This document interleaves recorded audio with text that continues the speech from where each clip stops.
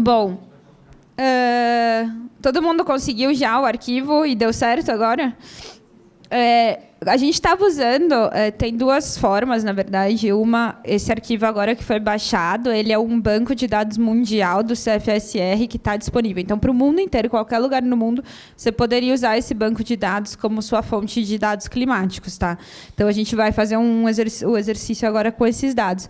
No entanto, o que a gente estava fazendo era fazer um upload, tipo, pegar os arquivos de um CSV que teria sido construído, por exemplo, nesse caso, com as estações da Etiópia, locais.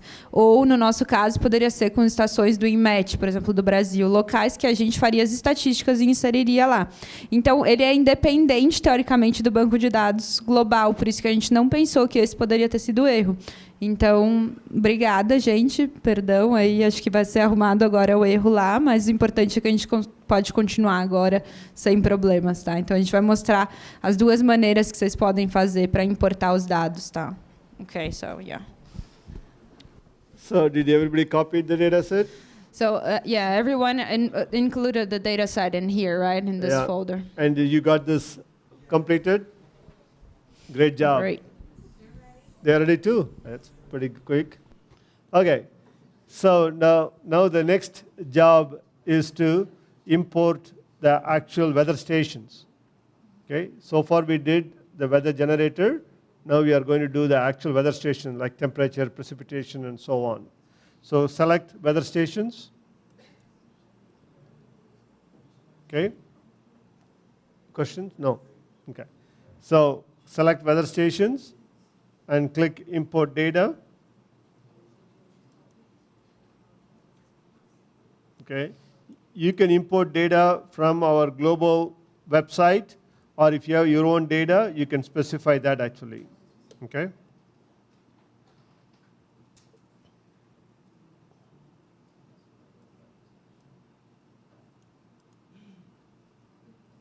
So first you need to go to the folder where you have the weather data located. So click Browse. And in the RAWBIT folder, in the example datasets RAWBIT folder, there is a folder called Climate RAWBIT. Select the folder, don't double click, single click. Just select that folder and say select. So that is the path where the weather files are located. And it is going to save in this folder actually. Automatically it will save in this folder. This is your project folder, Demo 1 project folder. Okay? If you are re-importing second time, it is a good idea to do that so that it will delete all the existing, so it will do a fresh import.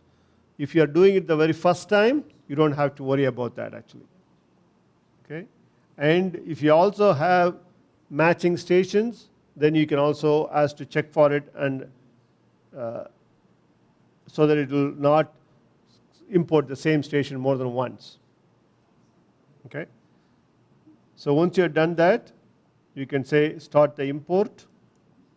So now it's going to import the weather station, such as the precipitation station, the temperature station, solar radiation station, humidity station, and wind speed station.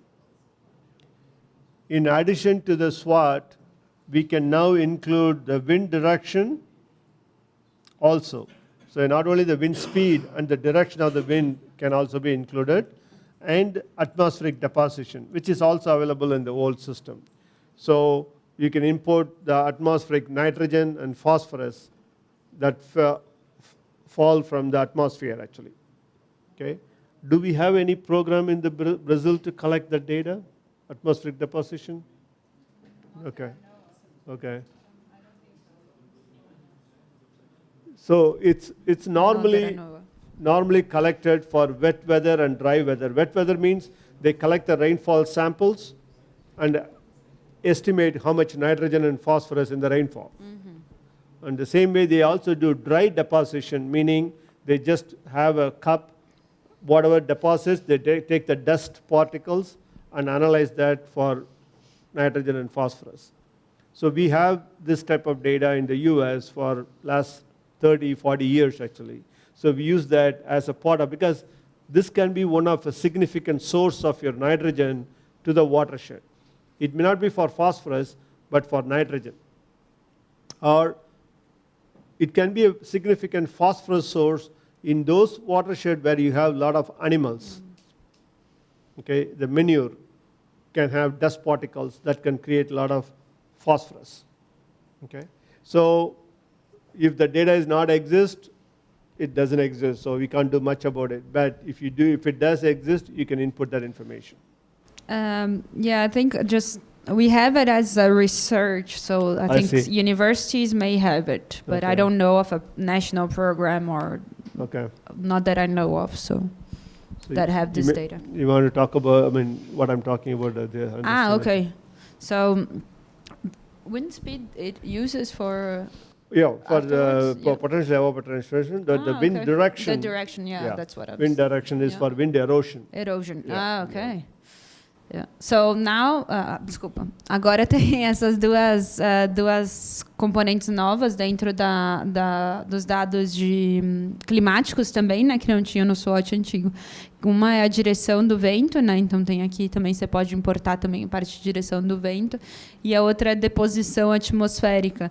Então você poderia inserir, por exemplo, dados de nitrogênio e fósforo que vêm da atmosfera. Então, como se vem de deposição atmosférica mesmo. Ou quando você mede, por exemplo, a chuva, e aí você mede quanto nitrogênio tem, e aí você pode utilizar isso. Então, nos Estados Unidos tem bastante dado disso há vários anos já. Aqui no Brasil, eu estava até comentando, não é algo que eu conheça em termos de dados sistemáticos. Então, eu sei que existem estudos nas universidades, né, que podem ter dados relativos, mas não conheço uma fonte de dados nacional. Então, eu acho que a gente ainda não tem muito bem esse tipo de dado para utilizar aqui, mas é algo que, se tiver os dados disponíveis, podem ser utilizados. Tá? É uma coisa interessante. Tá. And especially in the eastern part of the US, the atmospheric deposition can be as much as 35% of the watershed load. So without atmospheric deposition input, we cannot calibrate our model in the eastern part of the watershed in the US, because most of the industry is in the central US. And the wind blows those particles, and then when there is rain, then it brings down to the watershed actually. So that's what you find that information. I don't know here how concentrated are the industry in certain part of the country. Then in those places, depending on the wind direction, you may get more nitrogen from that. So I know of some studies of São Paulo region and also like by the coast down São Paulo region that have a lot of problems related to that. But okay. Yeah. So yes.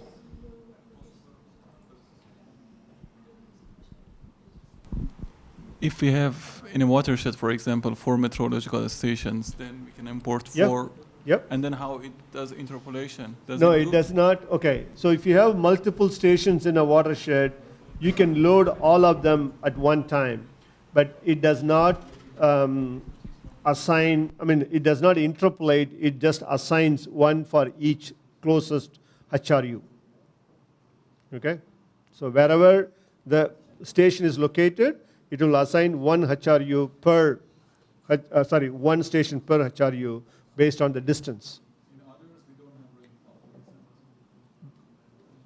You don't have rainfall, but you have temperature only. But rainfall. Okay, we do need all of them. At least at the minimum, we need the precipitation and temperature. If you don't have that, it will simulate. Yeah, no, I mean, because in a part, for example, you have field agriculture. Yeah. And then when you don't have rainfall, but you have temperature. Yeah. I don't get how the rainfall is distributed on top. Doesn't matter. It's automatically going to use closest weather station. If wherever the closest rainfall station, it will use rainfall. Wherever the closest temperature, it will use the temperature.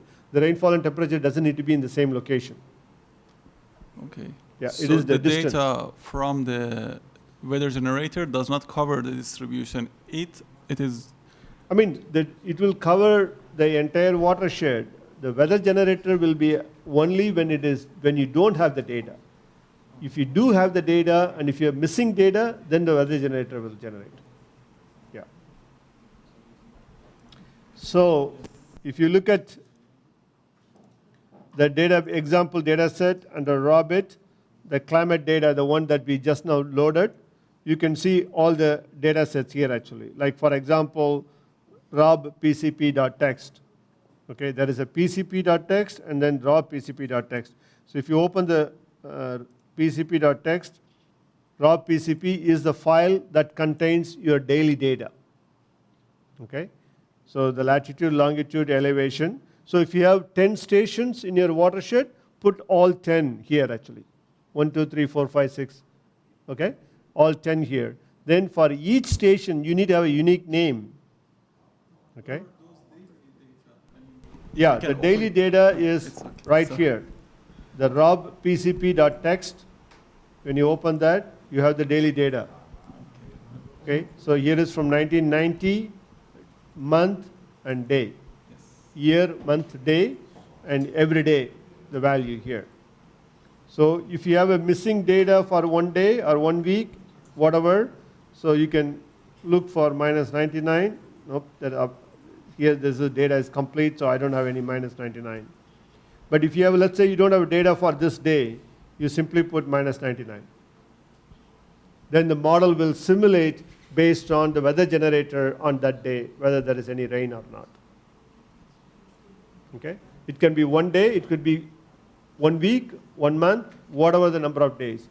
If you don't want to do that, you can interpolate with other stations and you can replace the value with whatever is appropriate. Okay? Questions? So if you have 1 weather station, it expects 1 file. If you have 10 weather stations, we are expecting 10 files. Okay? 1 for each file, weather station file. The same thing for temperature. So if you look at temperature, there is a raw temperature, tmp.text. The tmp.text is just a station location. And when I open the raw temperature data set, you will see the maximum temperature and the minimum temperature. Okay? Minimum in degrees centigrade. Mm-hmm. The maximum, virgula, comma, the minimum. Yeah. So every day. You need to have the same number of records for your precipitation and temperature in order for simulation actually. You can't have, say, 2 years of precipitation and 20 years of temperature data. So if you want to simulate 20 years, you need to have both 20 years. If you don't have them, put minus 99 if you want to do the simulation mode. Okay? But you got to have the data for all the years. Yes? Sorry, so if we have our own data, then we have to copy and replace with this, or? Well, I mean, yeah, you can create your own file. You can create your own file or take this file and modify. Because these files are already made. This is already made with an example data set actually. You can copy that and modify your own files, or you can start from scratch. As long as you follow the format, it's okay. Yeah. Any questions? And by the way, one more quick thing. Anytime you need additional help, like format, examples, things like that, please click here actually. When you click on this documentation, all the documentations are online. Okay? So when you click here, it will take you to the documentation website, and you can get more information about step by step what to do. Okay, what is the CSV format? What are the information? How do you import the data? All those informations will be right here actually. Okay? Okay, go ahead. So for example, I'm analyzing data from 1990 to 2000. Yeah. And I have precipitation and flow data from that period. Mm-hmm. But climate data like temperature and wind speed and all the others, I have like from 2010 to 2019. Yeah. Is it worth to put the climate data, even though I'm not analyzing that period, to put like in the weather generator, or it's not going to use it? It depends actually, because as a part of modeling, you will also need some warm-up period. Okay? So you could use those period as a warm-up period, simulate the other variables like solar radiation, wind speed, and things like that. You can still run the model, then look at the results only when you have all the data for the time period that you are interested in. Okay? So if you, let's say if you have a lot of data, then no need actually. But if you have limited data, let's say I have observation only for 3 years, okay? And then I have 2 years of some data, not all data, then I would go ahead and include that some data and complete it and use the first 2 years as a warm-up period and then use the remaining time for actual calibration, validation, whatever you want to do actually. So I normally don't throw any data unless otherwise absolutely I don't need it for our project, then you don't have to worry about it. But like, does the weather generator, does it use the data from No. from the Weather years ahead? Exactly. Like, or The just weather generator is just a historical statistics. Typically, climate scientists will say 30 years is a normal. So that means if you have any 30 years data, you can use the 30 years data to generate your weather statistics. Okay? So the weather repeats itself every 30 years actually. If you, I mean, I don't know about here actually, if you go back in the US, until 1990, there was one type of weather. Since 1990, it's another type of weather actually. So if I go and develop a statistics from 60 to 90, then 90 to 2000, say 20, okay, that's 30 years. If you look at that time period, we will have drastically different statistics, okay? So if you are running the model for more recent years, you don't want to use very old data there actually, okay? Because in the 70s and 80s, there are a lot of drought. We don't see that much drought anymore actually, but we may see more intensity of rain now, not the drought. So there are pattern changes, but it is normally repeat itself every 30 years basically. Yeah. Any other questions? Okay, so we are done with weather generator and weather input. So that practically tells you you could run the model right now if you don't change any input, but we do want to change, we do want to input the precise information like land management, crop management, or point sources, okay? So anything that you may have, you want to add now. So that's what all this menu, remaining menu for actually, all the editing of your inputs, okay? So one other thing that you can do is, next menu is time. You can just walk through here one by one actually. So one other thing here is time. So what is the beginning day of simulation, ending day, beginning year of simulation? Okay, this comes automatically from your weather data. So when you read the weather data, it knows what is your starting year, it knows what is your ending year actually. That's a year data that's available. But you don't have to run the model for that year. You can say, okay, even though I have the weather data from 1990 to 2013, I really want to run the model only from 2001 to 2005. Okay, I want result because I have my observation only for that time period. I want to run the model only for that time period. You can do that. Or you can run the whole time series. So it's up to you. And the rainfall. Is the rainfall is sub-daily time step or daily time step? Okay. So if it is a daily time step, you just leave it daily. If it is less than daily, then you can select what is the increment of your rainfall. Is it hourly or is it minute or is it every 15 minutes, 60 minutes, whatever it may be actually. Okay. So you can specify that increment. Normally, you don't have to change this input. If you are going to run for the entire period, you don't need to touch this file. The next one is the print. Remember, we talked about printing option. Now we have lots of choices to print. Okay? So this is the number of years not to print, meaning warm-up period. How many years you are going to have warm-up period? We typically recommend 2 years for wet region. Wet means anywhere rainfall is above 800 millimeter annually.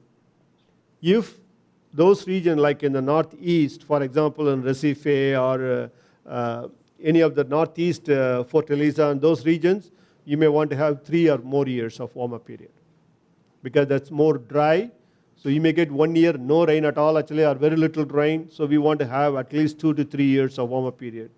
Whereas wet region like in the south of Brazil, 2 years is more than sufficient. Okay? So why do we do that? Because we don't know the initial condition of the landscape, right? Your soil moisture, we don't know what the soil moisture at the first day of your simulation. We don't know what is your soil nutrients, okay? So this 2-year warm-up period is to have all these initial state, we call state variables, okay? Initial variables all make it smooth, actually. So you don't want to have erratic output from the model. So you want to have a smooth model output. So to do that, you can specify this. Like I said, I typically recommend a 2-year period for wet and 3-year period for dry. Okay? But if you say I have very limited data, what I can recommend you is use the weather generator. Put -99 for 1 year. Okay? And run the weather generator for the first year, then use your actual data for the next year. Okay? So you have options to do that also, actually. Or I have also done this. Let's say I have only 3 years data and I need all 3 years output.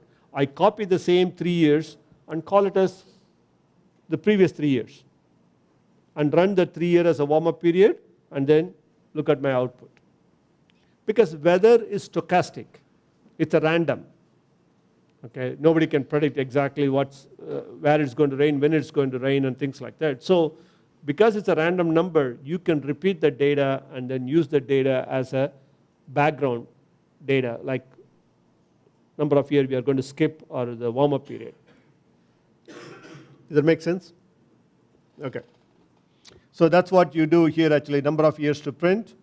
Then again, you can do a beginning Julian day. You can start and stop your model anytime. You can start, let's say, for example, I don't know, in the US, the water year is October to October, October to September. I think here it may be what, June to July, or July 1 to June 30th? Yeah. So depending on whatever, sometimes different country uses what they call water year. So the new water cycle starts, because in the US they do October because that's where the snow. Okay? So snow all starts around October, November, December, and then it goes the summer, and then come back spring and summer, and so on and so forth. So some places they may use January to December, actually. So especially in the tropical region, it doesn't matter. Okay? So if you want to run like that, you can do it. Otherwise, leave it blank. It'll always run from January to December. Okay? And this is a new feature that we added. Let's say you don't want output every day. You want output every 3rd day, or every 7th day, every week, or every fortnight, every 15 days. You can ask for the output, the interval of your output, actually. Okay? So there is a lot of flexibility in asking when you want the output in SWAT+. And then it also gives you all these options. What you want to print, actually. Do you want to print the water balance, nutrient balance, losses? Losses means whatever that's leaving the field in the runoff and sediment and so on. Plant weather interaction, aquifers, reservoirs, channel, point sources. So you can start to see a lot of the information. They are available as for the entire basin, or by landscape unit, or by HRU, or by channel. So you can ask for output at any location along the river, actually. Okay? Or you can ask for output any specific HRUs or group of HRUs. Okay? Landscape unit is group of HRUs. Okay? And you can ask for output either daily, monthly, annual, or average annual. So you can check, if you want to have everything in monthly, just check this box. That will take everything here, actually. Or if you want specific, you just select only the one that you are interested in. Does that make sense? So you have various ways to control your output file. Okay? And previously we used to have only about 5 or 6 output files. They get too huge and no program can open it. Now it's not a problem anymore, actually. Your file size will be less. And we are also starting directly writing to the SQLite database. So then you won't be limited by any file size at that point, actually. Okay? So once you've done that, you click Save Changes. So now it's changed, so you can see the changes are saved actually. Okay? Any questions on that? Time and print.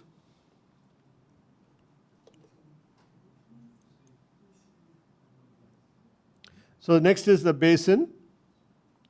So here you can select, here is where you can select your ET. What ET method should I use actually? Should I use Priestley-Taylor, Penman-Monteith, Hargrave, or read your own evapotranspiration values as an observed data? So if you use your own ET value, the model will not simulate any ET. Model will use your potential ET values. So it will not use any of your weather data, like it will still use precipitation, but not temperature, solar radiation, wind speed, because you are providing the weather data, ET data, potential ET data. Okay? So you can choose your evapotranspiration method. You can also choose whether you are running daily or sub-daily. If your rainfall is daily, it's always going to choose this method. You can also model the crack flow, especially the clay soil, okay, swelling and shrinking and things like that. And you can also do, this is for water quality, okay, the biological activity like algae in the river, the nutrients in the river, okay. And this is the routing of river. There are two methods. One is called variable storage, another is called Mushningham technique. Okay. All these are all documented in our SWAT documentation. It's the same theoretical documentation for both models. Okay. Theory is the same. Then you can also have the channel dimensions. So this is what I was talking about, the dynamic channel adjustment based on the SWAT DEG actually. SWAT DEG is a small program within SWAT that runs automatically and adjusts at the end of each year. It will adjust the channel dimension for the next year. So it can dynamically change your weather channel data on an annual basis actually, year to year. So if you're running a 30-year simulation, you may start a river only with a 2 meter wide, and that could potentially increase to 4 meters or 8 meters depending on how much erosion has happened in that watershed. Okay. So stream water quality you can turn on or off. Okay. Then these are all some basic water quality. Oh, here is the sediment routing equation in the channel. So we have three different equations. The model, the Yang model, that is for mostly eroded channel. Okay, so the Bagnall's model is somewhat eroding channel, and the equation, what is it, Brownlee model actually, that is mostly for fresh streams. So you can choose this not only here, later you can choose it by stream or by channel. So you can say in this channel you have more erosion is happening, this channel is more stabilized, less erosion is happening. You can choose different models for different sections of your streams, different part of the watershed. But this is mainly for sediment, channel sediment. Okay? Question? Yes, our friends are asking about the warm-up period. Yes. If the warm-up period matches the extreme climate period, for example, they have a lot of influence of La Niña and El Niño there, so they're asking if this can prejudicar the modeling part. Okay, so the warm-up period should not be coinciding with your dry period. It can coincide with your wet period, because the model will simulate your dry period once the soil is fully saturated, or only once the soil cycles are stabilized actually. If it is dry, continuously dry, you should not use that as your warm-up period. Okay? You should use more wet period as your warm-up period than a dry period.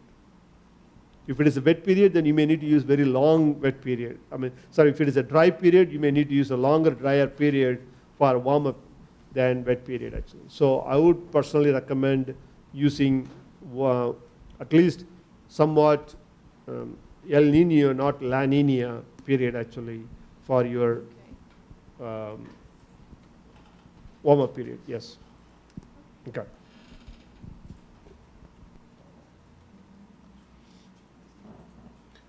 So by the way, you can also input your atmospheric deposition that we talked about, the nitrogen and phosphorus coming from atmosphere.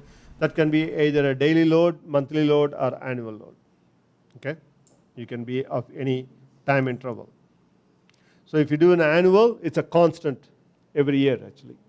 Okay? If it is a daily, if it is a monthly, month to month it can change. If it is yearly, then every year it can change.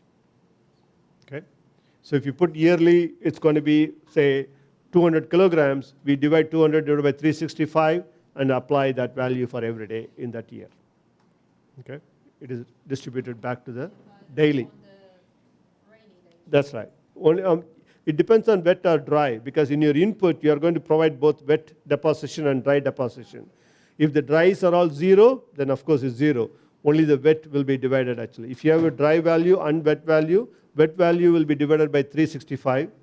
Dry value will be divided by only for the number of rainy days. And it gets adjusted to that actually.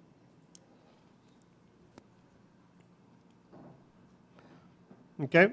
So that's what this basin code is, to select which sub-model within SWAT that you want to use in terms of ET, in terms of routing, in terms of water quality, all those stuff that you can choose from here actually. In terms of sediment, things like that. Then there are some parameters. Okay? So these are all some initial soil moisture. What is the initial soil moisture?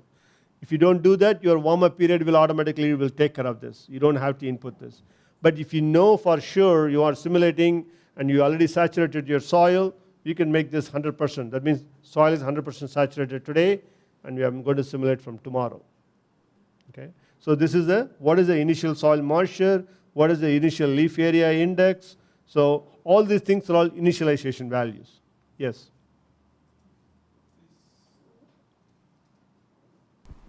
These leaf area index are for all plants. I mean, corn and sugarcane. It's all 3, yeah? Yeah.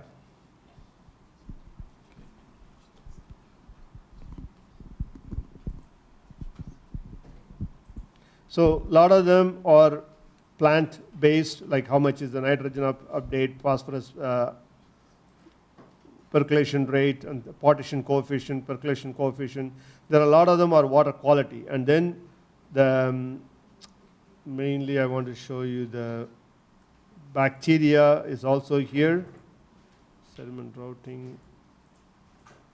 Oh, bacteria is not here. I thought bacteria may be here. It's not here.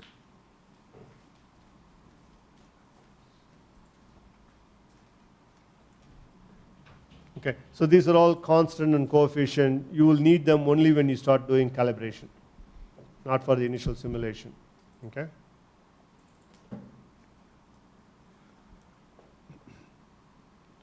The next is the connection file. Connection file is the one that we talked about, how the HRUs are connected to landscape, landscapes are connected to channels, channels are connected to streams, streams are connected to the subbasins and to the watershed outlet.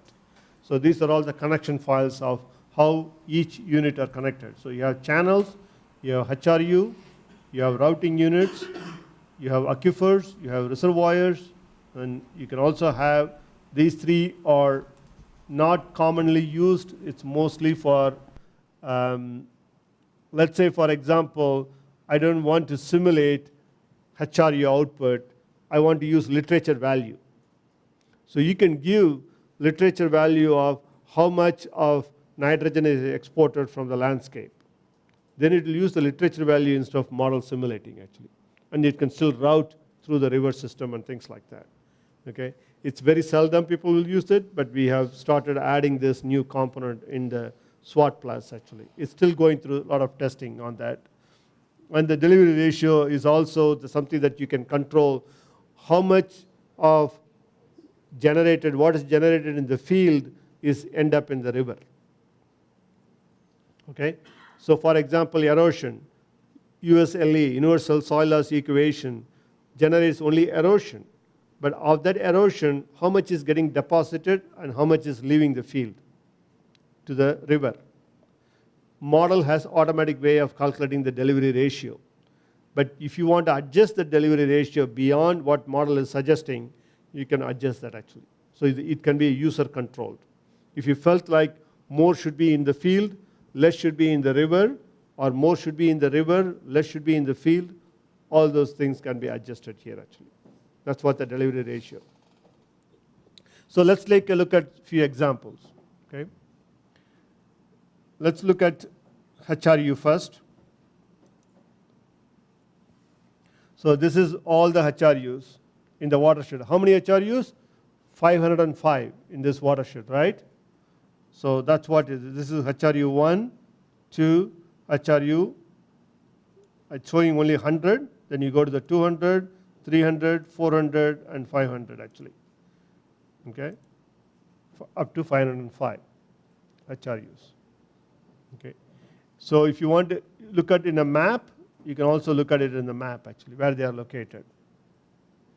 So this is the centroid of each of the HRU.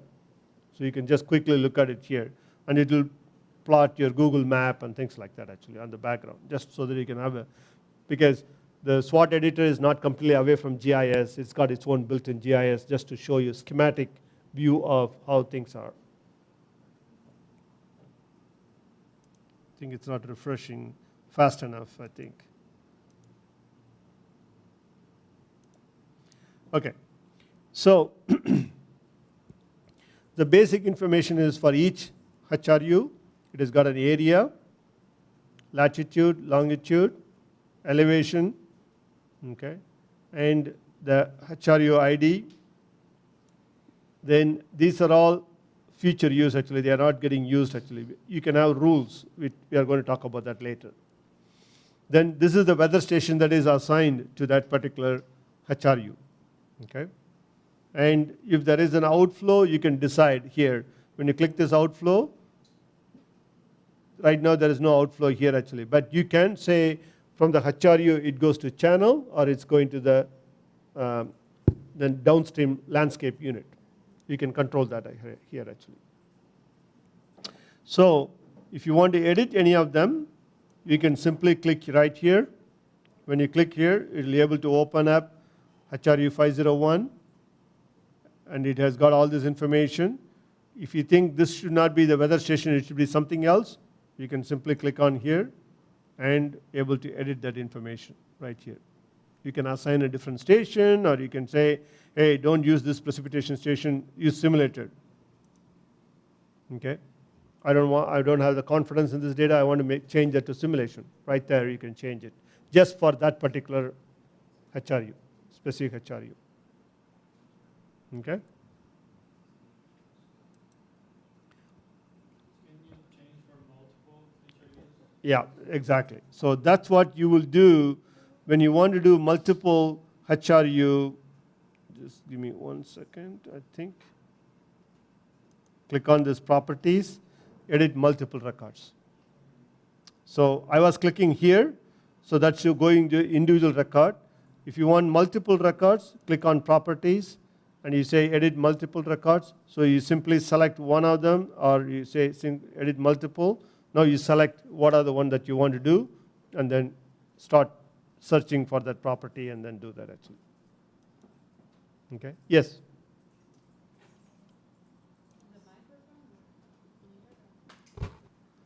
I think she's slowing down, but it's end of the day. She's tired now. Nesse caso, se eu tenho uma outra estação climática, mas eu só tenho o dado de precipitação. Eu posso alterar aqui, colocar no mesmo período só o dado de chuva dessa estação e pedir para ele considerar esse dado? Na verdade, você não precisa. Porque se você inserir as duas estações, já, os dois dados de precipitação lá, ele vai pegar, para cada HRU mais próximo, ele vai utilizar o dado daquela estação. Então, você pode ter duas estações, você pode ter 500 estações. E aí ele vai pegar o dado mais próximo da estação para cada HRU. Tá? Mesmo que ela não tenha os outros parâmetros. Claro, isso é independente. Então, isso é uma coisa para precipitação, outra para temperatura, outra para radiação. Então, cada um deles vai pegar a estação mais próxima. Tá? E só que não seria aqui que você colocaria esse dado, seria naquela parte anterior, onde a gente estava vendo da inserção de dados de estações. Tá? Obrigada. Okay. So, you can see for each HRU, there is associate topographic values, hydrology values, soils, land use, soil plant information, and any kind of field. Okay, so you can add field information also. This is still, we are working on this actually. Okay, so for example, if you want to look at the topographic, you can click right here and you will see the topographic here actually. So you can, what are the topographic? What is the average slope? Slope length, okay? Lateral flow, lateral distance to the stream, deposition coefficient. This is what I talk about the delivery ratio, okay? And you'll have what is the default value. If you don't put anything, this is what the model will use actually, okay?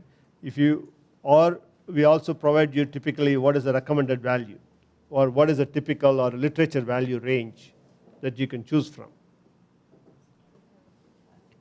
5 more minutes to close today? Okay. Then we have the hydrological properties. So this gives you the lateral time, lateral sediment, and this is the interception. How much rainfall is going to be intercepted by canopy, like your forest land, your pasture land. Mostly it's forest land. Within the forest land, you may have a needle forest or a deciduous forest or a evergreen forest or a broadleaf forest. So the broadleaf forest may hold more water, okay, than a needle forest. So you can specify how much water is intercepted. Then this is the evaporation factor. This is very important for calibration. Okay, this is also important for calibration. The rest are all water quality, nitrogen, phosphorus in the soil, and so on and so forth actually. Okay, so this is the hydrology. Previously, we used to have a lot of this in one file. Now it's all split into multiple files actually. So you can have soil properties. When you click here, it will open up the soil properties. This is all the things that we added, remember? Okay, so now you can edit this information also. Layer 1, layer 2, layer 3. Or if you want to edit the land use properties, you can also change that actually. So right now, this is the name of your land use. I don't know, what is this? Upland slope. Okay, yeah. So here you can look at what is a plant community, for example. You can click here and select forest. This is my initial leaf area index. This is my initial biomass, all the initial properties of your forest. You can modify that right here. Okay? Or you can go and look at, okay, what should be my curve number? It should be woody forest curve number. So here is a curve number, depending on whether it's a soil, B soil, C soil, or D soil, based on the hydrological soil group. Okay? So every one of them is customizable actually. You can customize it one or many, multiple. Okay? Then if you want to apply a schedule, if you have it in your database, you can start typing right here and able to. Forest, we don't have a set management. Whereas agriculture, you may have a lot of management. As you create them, those will be available for you to choose in this menu. Okay? So you can create your own library of rotation, for example, or library of crop management, or from the field, you go and collect the field from the farmer. You can create your own schedules and your own plant operations and things like that, actually. And if you have filter strips, you can select what kind of filter strips you are going to have, okay, for the HRU. If you have grass waterway, you can specify. Okay, these are all some of the management is already coming to play in the HRU input file.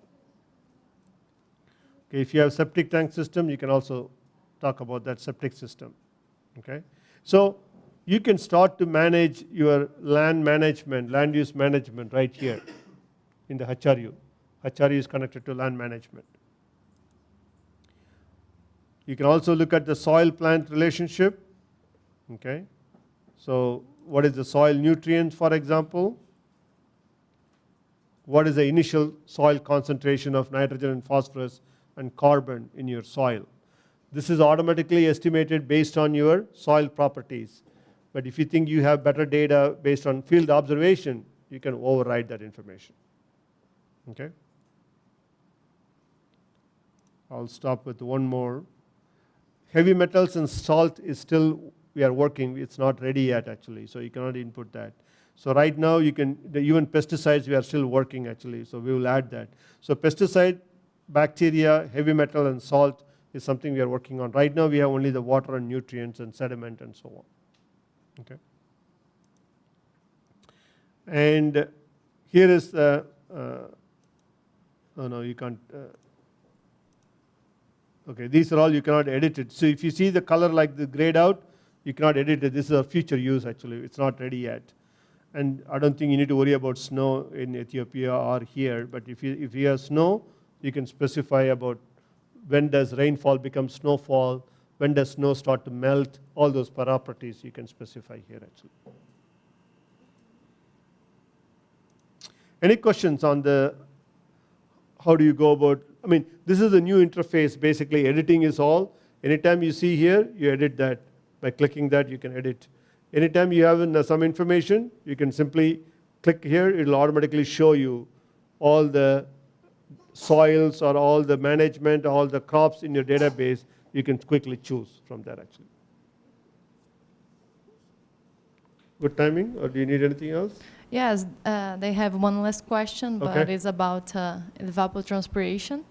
It's steps behind. Yeah. So they're asking about where they should put the real evapotranspiration data, because they have evapotranspiration data. Okay. They wonder to know where to put this.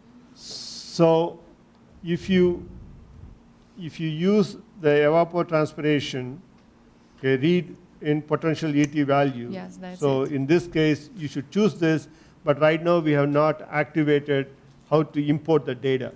This will become part of the weather import data. So we are still working on that, so that if you want to use estimated or satellite-based or other means of potential ET, we will have an option to import the data also actually. Then they have to come and choose this option to, when you simulate, don't simulate the PET, use the value that you have provided. Okay. Yeah. So it is still in the works actually. Yeah, it can be spatial, just like rainfall data.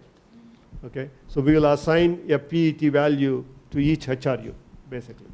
Yeah. Yes, actually, their data are spatially distributed. Okay. I have a pixel of 30 meters per 30 meters. Oh, okay. Yeah, so that's what Srini said before too. You can or import that into the model and then use it to run, or you can use it as a calibration data afterwards too. That's something that he was saying before, I think yesterday. So. Okay. So we will continue tomorrow morning. We have so much more menu before we run the model. I'm going to highlight each of them. If something is not applicable like snow, I may not touch that actually. But if there are things that you are interested that I'm not talking, please bring it up actually.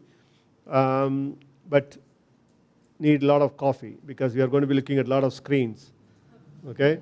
So I don't want you to go to sleep, so take a lot of caffeine. Okay. Tomorrow, yes.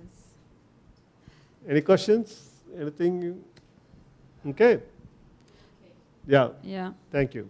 thank you. We are done. So we'll start back tomorrow morning at 8:30 too, and please bring your doubts too. And so we'll do a session tomorrow morning. Try to finish more the tutorial, I think. And then maybe on the afternoon, if you have data that you want to try out on your case, you can do that while we will be in another commitment. We won't have the class. Okay, thanks.